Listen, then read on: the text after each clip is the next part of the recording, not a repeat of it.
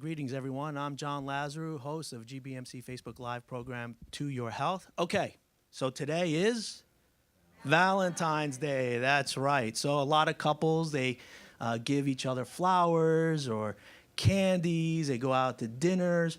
But one of the things that might not make it on that list is what happens in the bedroom, okay? All right? And of course, we've heard male sexual dysfunction. It is a very taboo subject matter to discuss. But joining us today is Dr. Ronald Cutrone, who is the chief of the Division of Urology at GBMC, to help answer those questions, to have that conversation about male sexual dysfunction and erectile dysfunction.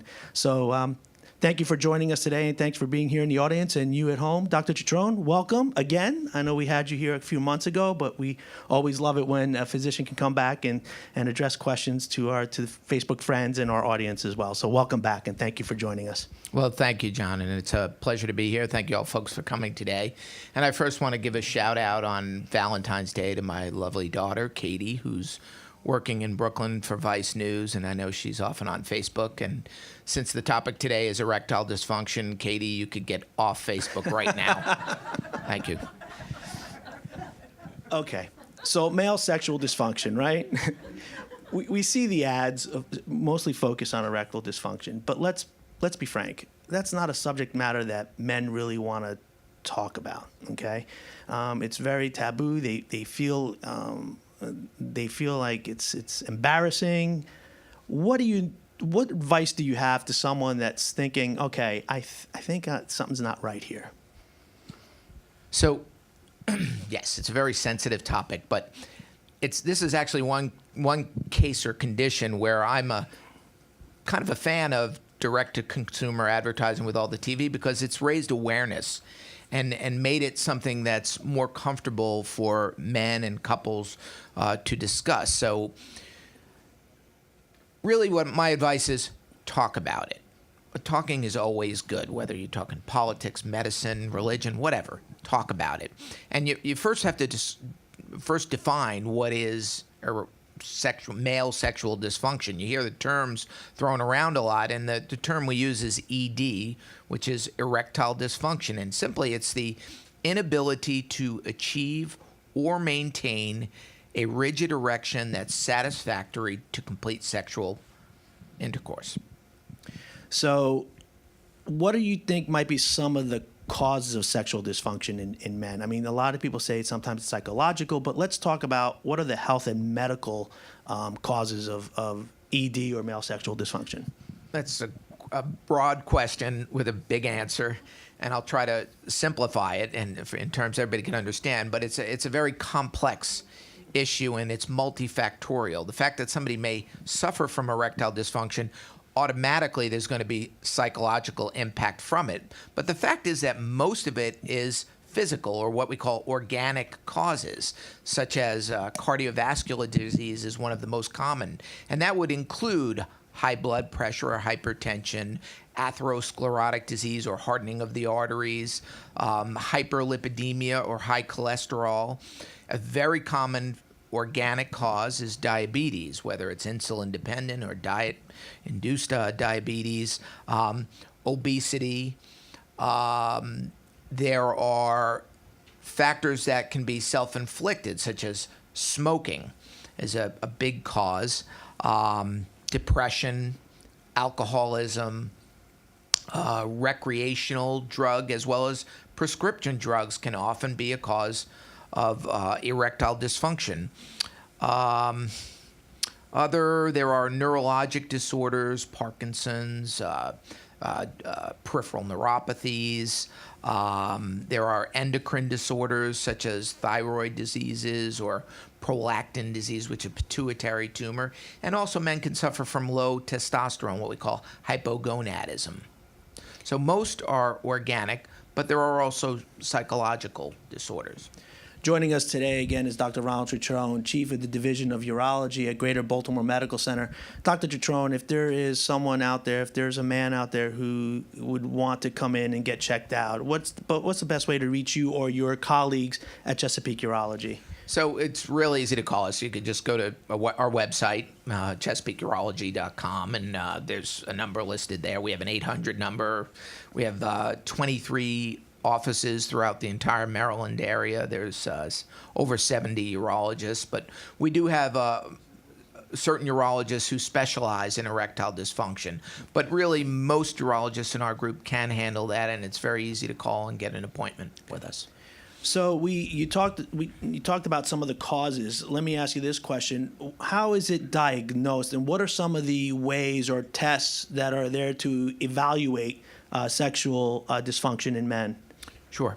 The primary way we diagnose erectile dysfunction is a face-to-face, an exam where we take a medical history, a sexual history, psychosocial history, which includes the partner's sexual function as well, because let's face it, sex is a two-way street most of the time. Pertinent lab tests can be ordered. And then a physical exam. And a physical exam in the male is going to include just basically looking at the hair pattern to see if there's any issue with the distribution of hair, looking at the penis, is there any functional or physical problem with the penis, looking at the testicles, are they equal in size, well developed, and also checking peripheral pulses, because the important thing to get an erection is blood flow, so we check pulses.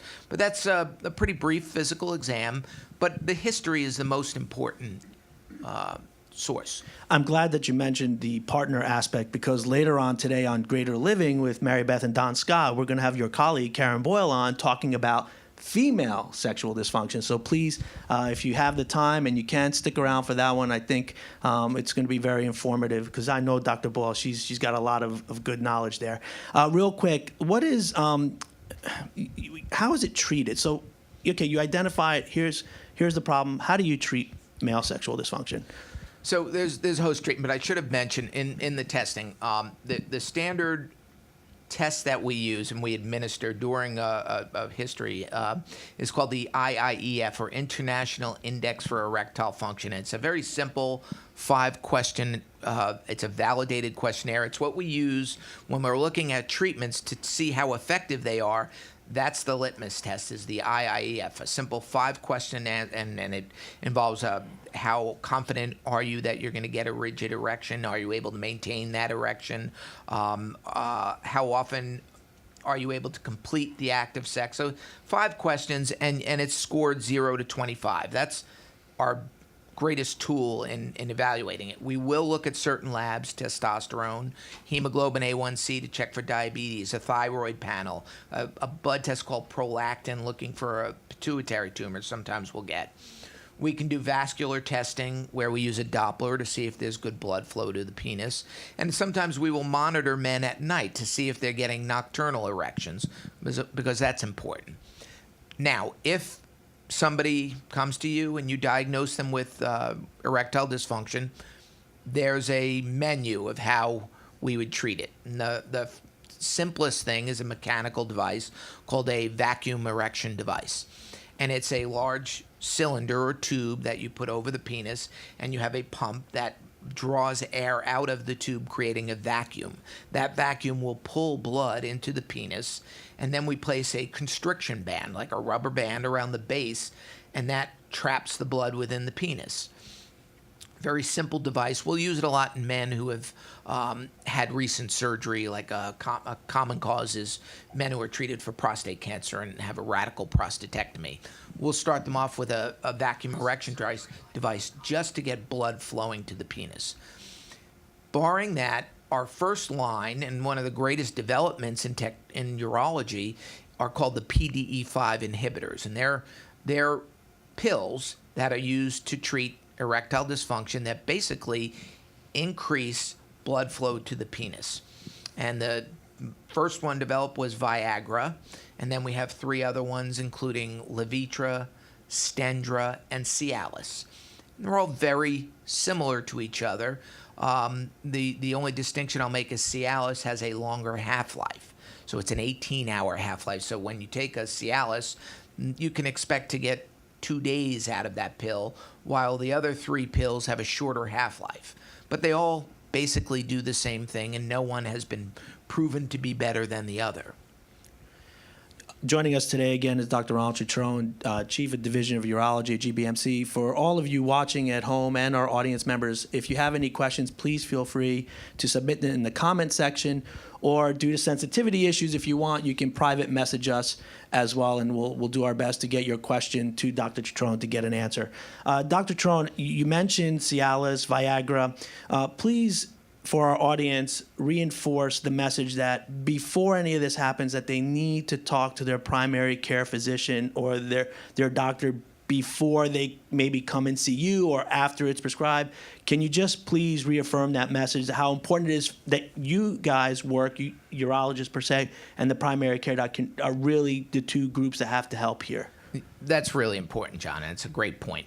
This is something that you don't have to see your urologist to discuss. It's a very common problem. 1 out of 5 men, by the time they reach age 50, will suffer from erectile dysfunction. So it's really important that you do speak to your family doctor or internal medicine doctor, because they're the first line and they could easily prescribe these drugs. Now, barring those drugs not working, and they don't work in everybody, and if you fail that, then you will need to come in to see a urologist, and we have other treatments. And the gold standard, I would call it, that we do use is injection therapy. It's a drug called prostaglandin, which is a very potent natural substance that your body makes, but it's a potent vasodilator. So there are 2 ways to deliver this drug. One is injecting it directly into the penis. It will cause the penile artery to dilate and blood to rush into the penis. So it works within about 5 minutes. I tell my patients it's very similar to a diabetic who has to give themselves an insulin shot. Well, this you don't have to do every day, but you may have to use it when you want to have sexual intercourse, and you'll just inject yourself a couple of minutes before you want to have intercourse, and then just proceed with it. And most of the times the erections can last 30 to 60 minutes, and it's not as simple as taking a pill. I'll put it that way. It really requires training by the urologist with the patient, because frankly, it's very intimidating to have to put a needle into your penis. Some patients just will not do that, and in that case, it comes in another form called alprostadil, which is like a little suppository about the size of a grain of rice, and it's inserted through the urethra where you urinate through, and it's a small applicator, maybe 1.5 inches long, that you put in through the end of the penis, very thin, and you push a button and it dispenses this pellet of alprostadil, which will then get absorbed by the penis and increase blood flow. Not quite as potent as injection therapy. We actually have a question from our audience member. Okay.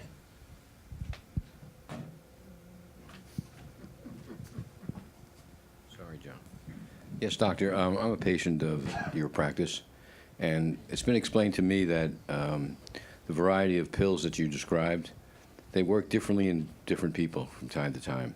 Can you clarify or comment on why that is and what conditions in the individual would drive whether one particular pill is more effective or less effective than another? So the question is, how do these pills differ? Because they do act differently, or I should say patients respond differently to the different pills. They all have the basic same mechanism of action, which is increasing cyclic AMP in the penis. That's a biochemical way. But patients do respond differently, and you can't really predict. I'm sitting there across from you. I can't predict which pill is going to work best in you. So it's really trial and error. And a lot of these pills do have side effects. And the side effects are really the side effects of having vasodilation. So you could get low blood pressure, nasal congestion, headache. These are all side effects. And one pill may cause that in you, and in another patient, they don't get those side effects. So it really is trial and error. There's no better way to describe it, but you really have to try and find out which one works best for you. We're having some technical difficulties, so I apologize for the bouncing back and forth, but we have another question from an audience member, so just one moment. Can you tell us about implants? Where does that fit into the process? Sure, and that question is very apropos to how I presented the stepwise progression here, because I tell my patients that an implant is the last resort. After you have failed the vacuum device or oral therapies or injection or the suppository, the implant has a role, has a place, and a good place, but it carries the greatest risks and side effects. It's a surgical procedure. There are essentially two different types of penile prostheses or implants. One is a malleable, which is really just a flexible rod that's put within the penis that you could bend down or bend up. And the more common type that we utilize is an inflatable penile prosthesis. So it's basically two cylinders that are connected within your body. It's all internal. It's implanted surgically. The cylinders go in your penis, and there's typically a reservoir containing sterile water within your abdomen, and then a pump, a little pumping device that's placed within your scrotum surgically. When you want an erection, you feel for the pump in your scrotum, and you give it several pumps, and that will take fluid from the reservoir in your abdomen and fill the two cylinders in the penis, giving you rigidity. So when it works, 95% of patients who have that implanted are satisfied. And again, it's for those patients who do not respond to medicines or injections. So really bad cases. Many diabetics will fit that bill, or patients who've had surgery will fit that bill. But again, the risks are greatest, and the greatest risk of the surgery is infection. Infection most often necessitates removal of the device. And it can be replaced, but it makes the second surgery more difficult. But again, the sensation is there, and it's important to state when you have an implant put in, all it really is mechanically making your penis rigid. But I as a caveat to that, it is not as rigid as it used to be naturally when you got an erection with blood flowing in, nor is it as long. You lose some length when you have a prosthesis put in. Okay? Very good questions. And again, I encourage you watching us at home or on Facebook and our audience members, if you have any questions, to please send them in, and we'll do our best to get them answered by Dr. Citrone, who is the Chief of Division of Urology at GBMC. Dr. Citrone, let me ask you a quick question. Before this segment, we were talking about erectile dysfunction. Now, are there different kinds or different types of erectile dysfunction? And besides a man's health, what are some of the other causes of ED? Well, like I said, it's multifactorial, but common things I'll see in my practice are patients with heart disease, vascular disease, diabetics, patients who've had radiation to treat prostate cancer or even colon cancer. Any radiation to the pelvis can damage the nerves and the blood vessels there, and surgery is a common cause. I'm blanking on your question here, John. There was different types? Oh, the different types? Well, there's organic and psychological erectile dysfunction. But again, I'll go back. It's basically the definition, an inability to achieve a rigid erection satisfactory for the completion of sexual intercourse. All right, fair enough. Thank you, Doc. We have more questions from our audience, so I'm going to flip back over there, and I'll You're be back getting your again. exercise. Yeah, no, I am. Because the next question is, how do you prevent It's good. Oh, we don't have a question? They're all written down. Oh, they are. Okay. Well, now I don't have to get up and down. No more exercise. Wow. All right, question. Greg, go ahead. First question from the audience is, can the suppository affect the partner? Great question. There is no labeling by the FDA as far as having to wear a condom, but in theory, it is a prostaglandin, and if you have an ejaculation, you can send some of that prostaglandin into the vagina, but there really aren't any reports of any adverse effects of that in the female partner. That's a great question. And that echoes for injection therapy as well. Okay. Second question is, please describe tests for nocturnal erections. Yeah, that's a tough one. We used to have these bands that patients used to put on, almost like a postage stamp, that you wrapped around the penis when the patient went to bed with a flaccid penis, and there were 3 different lengths that you would break depending how big your erection got. I can say that I haven't seen one of those in 20 years. We have a little more sophisticated testing now, which you put a cuff on the penis, and it can measure the pressure changes in the penis at night. But again, it's an artificial. It's sort of like doing a sleep test. Many times, it's hard to really get accurate readings doing that. So the answer is we don't do that a lot. Okay. And then the next one is Pde Inhibitors. Warnings on package include erection beyond a certain number of hours. I think it says example 4. How would this work with a half-life of 18 hours? Right. So it is a great question, and I will say my personal view on that is that I find that annoying that they even say that in the ad, because I find they're pandering to the pharmaceutical companies are pandering to just make it really exciting to say that, because people think that's great having an erection that lasts for more than 4 hours, but in fact it's quite painful, and it's called priapism. And I will tell you, I have not seen it as a result of a PDE5 inhibitor, and I did a lot of the clinical trials that got this FDA approved, and normally you'll have to make a warning, a labeling on television if it occurs in a high percentage of patients. This did not with the oral agents. Where it does occur a lot is with the injectables, and that's the predominance of where we see this condition called priapism, is with injections. And I would say you really do not have to worry about it as much with the oral agents. Dr. Roon, we got a couple more minutes left of our segment today. So one of the questions that came in that's been asked is, what are some new therapies that are being looked at as possible standard methods of care because of good research results? So this is my area of interest. I love doing research that develops all these new drugs, and there have not been a lot of developments in the field of erectile dysfunction, actually. The prostheses are pretty much the same. We now have antibiotic coating on some of the prostheses, so that's decreased the rate of infection. But as far as newer therapies, I would say the only one that we're going to be starting a trial on is that's exciting, is called shockwave therapy to the penis, and it's based on the technology that we use for blasting kidney stones. Basically, you have a source that creates a shockwave that will travel through the body and focuses on the kidney stones and breaks up those stones. There is evidence that applying that technology to the penis may increase the arterial blood flow into the penis. And so we are going to be conducting some trials looking at that shockwave therapy. And what's nice about it is it's out. You don't have to be put to sleep to do this, and it will involve typically a couple of sessions per week for a few weeks right in our office outpatient.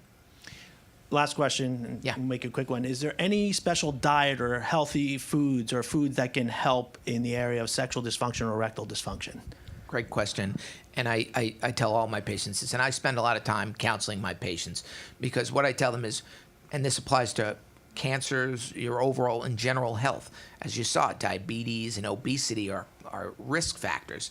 And so heart healthy is penis and prostate healthy. So there's things you want to avoid in your diet are high saturated fats, basically processed food, junk, a lot of red meats. The Mediterranean diet recently has been shown to decrease your risk of having aggressive forms of prostate cancer. Well, that's going to apply to your sexual function as well. So really eating fish, vegetables, fruits, olive oil is good for your heart, good for your cholesterol, and it's good for your penis. And combined with that is your lifestyle. You should be exercising. Everybody should get 30 minutes of exercise every day is optimum. Well, let's end it on a good note. I want to thank everybody here today joining us in our audience, and for those watching us on Facebook Live, I really appreciate you coming in and your support. And I I want to thank Dr. Citrone for coming in today and giving us such great information. And hopefully a lot of it is going to help bring the subject matter forward and, making that discussion a little bit easier. So, Dr. Citrone, I want to thank you again for joining us. Join us next month on Wednesday, March 14th, as we are joined by a member of our Gilchrist Kids. It's a part of Gilchrist that helps children and their families deal with end-of-life issues. That will be next month here on To Your Health, Wednesday, March 14th at 12:30. Until then, Dr. Citrone, and to you all, to your health. Cheers.